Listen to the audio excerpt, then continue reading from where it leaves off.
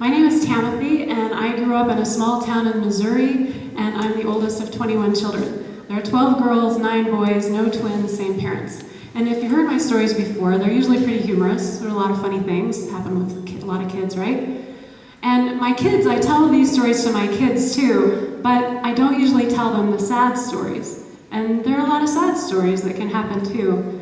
And just recently, my kids are old enough that I started to tell them some sad stories. And so I thought tonight I would tell you one of the saddest days, a tragedy at our house.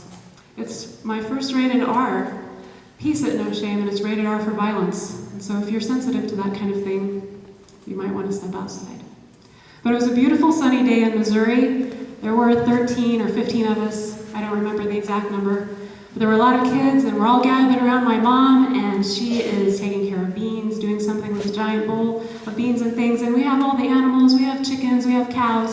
We have 2 new dogs, 2 new hound dogs that my dad's gonna take to go raccoon hunting. He's gonna train them. And we have all these little kittens, and we're playing, and we're having fun, and one of the kids is holding the kittens, and he holds it down next to the new hound dog, and the hound dog swallows it. Whole. It's gone. For 1 second, there's complete silence. Even the chickens were quiet, as we all stared and realized what had just happened. 1 second, there was a cat and a dog. The next second, there was only a dog. And then it was just like one of those Vietnam War movies, where everybody's buddies are suddenly getting attacked, the ones you've fallen in love with throughout the movie, and then everybody's dying. That's exactly how it was. Every kid was screaming. The sky was dark. Everyone was wailing. Kids were falling on the ground, beating their heads on the ground, beating their chests, rending their clothes. I just walked away, stunned. We couldn't believe it. We kept going back to the dog, opening its mouth.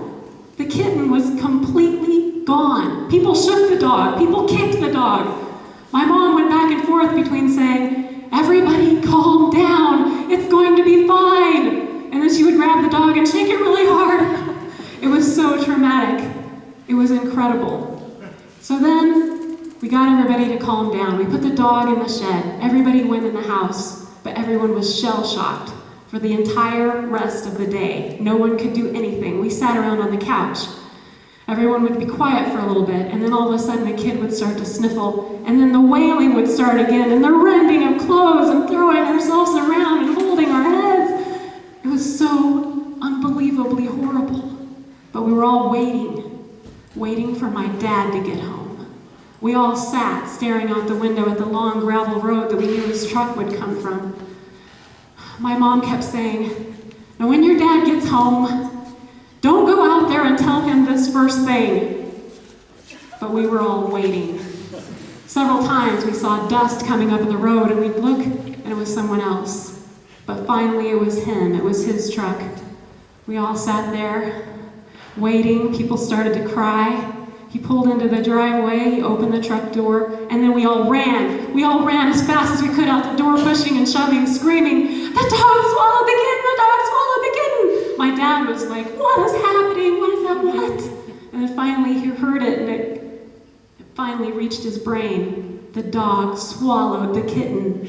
And he said, "No! Everybody stop! I don't want to hear it! I don't want to hear it!" It was the most horrible day of our lives. But luckily, that night, that dog ran away. That's the official story. We're sticking to it.